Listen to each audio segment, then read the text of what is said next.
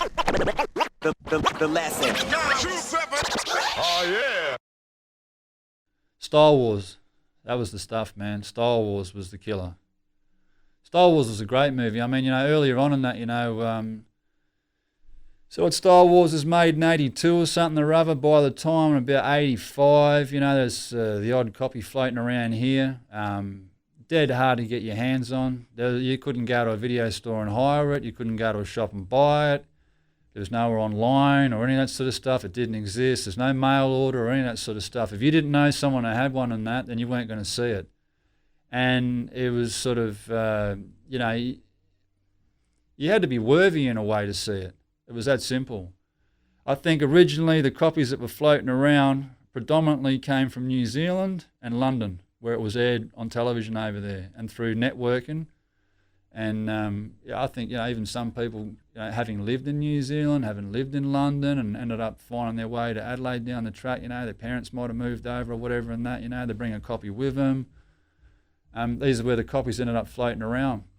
And every copy I saw back in those days and that was always different, different length times, and it depended on who taped it and how well they taped it, and then, these copies on video cassette, of course, being dubbed from one copy to another copy to another copy.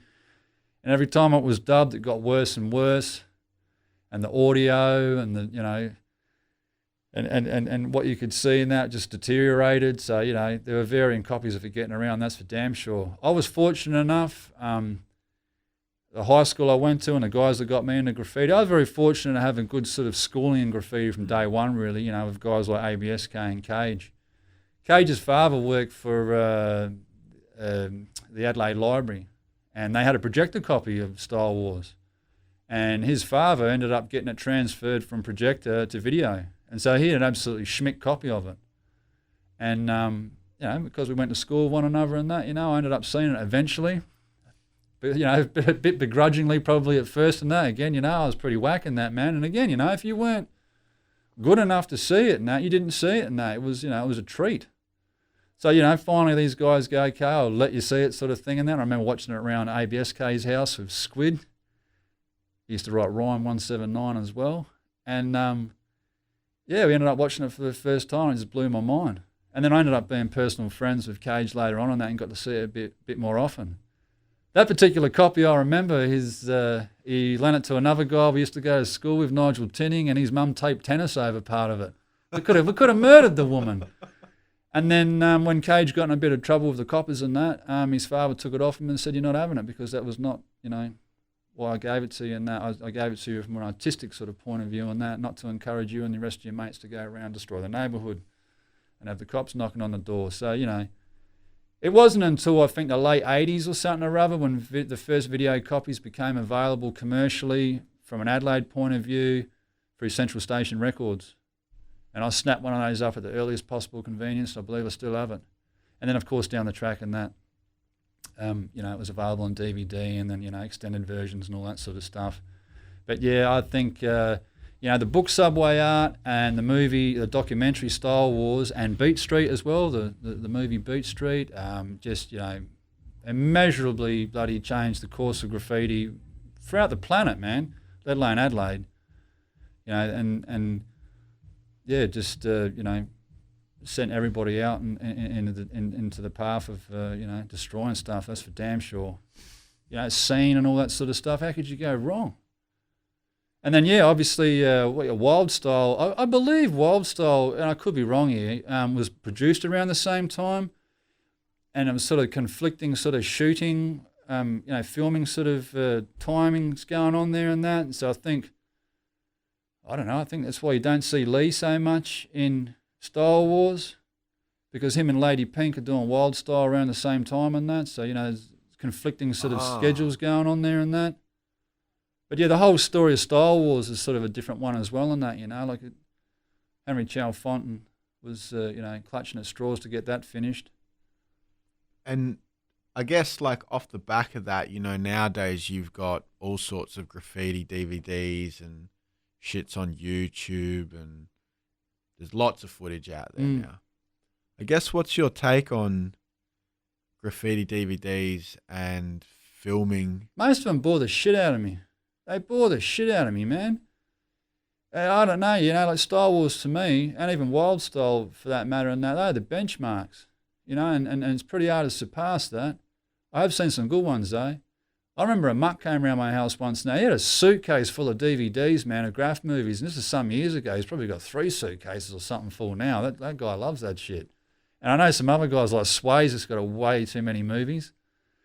And there are definitely some good ones amongst them. But a monk said to me, he goes, do you want to borrow some of these DVDs? And I said, well, no, not really, mate, because I'm not going to go through them and watch them all and that, you know what I mean? Like endless people just walking down the street and doing throw-ups or going into train yards and doing throw-ups or whatever. And I go, well, I want you to choose the 10 best ones out of this whole suitcase and that, and then I'll have a look at them.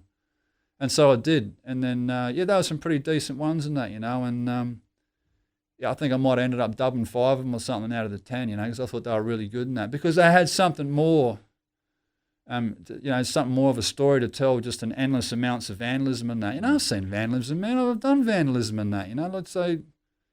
They can motivate people to a certain degree to go out there and do a bit more if they want to and all these sorts of things and that. But, no, I want a bit more than that, to be honest. I remember 2 off the top of my head that were pretty good. There was one called Riders from France. I think it was primarily Paris, as a guess, and that was like a French-style wars. That was really, really cool because it went into the history of sort of French graffiti and all the rest of it, and it was a bit of a crossover between Paris and London as well with the Chrome Angels and stuff like that, and I found that fascinating, so that was really, really cool. And there was another one I think was called Power of Style or something or other, which is a Berlin one, and Berlin guys don't mess around, man.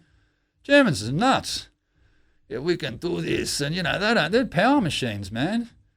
And so that was really cool as well, because those guys, they're keeping it real, so to speak. When it comes to graph, that's for damn sure, man. And they got like an old school flavour as well, Berlin and that, with their style of graffiti. Well, at least back then anyway. This is going back a few years, and wearing their Puma suedes and all this sort of stuff. I dig all that sort of stuff. But it's all got its place.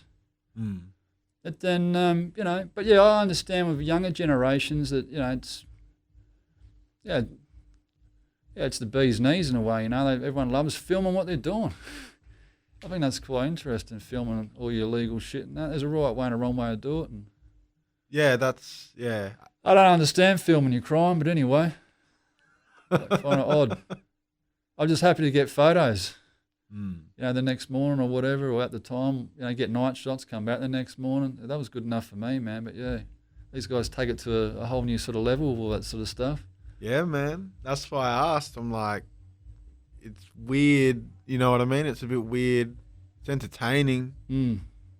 But I always think, like, fuck, do these dudes think about, like, if they get crusted, the evidence is just there? I saw one today in that, Ambush was showing me, of these guys from New York, that a guy and girl from New York and that, travelling around the place and that, and just hammering everything and that. And their faces are just fully on show with a lot of stuff they're doing. And I was like, okay.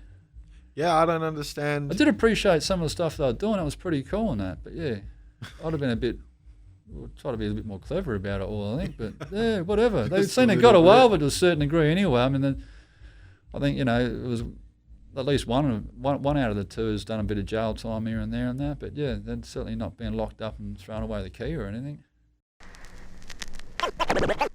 The lesson. Oh, yeah.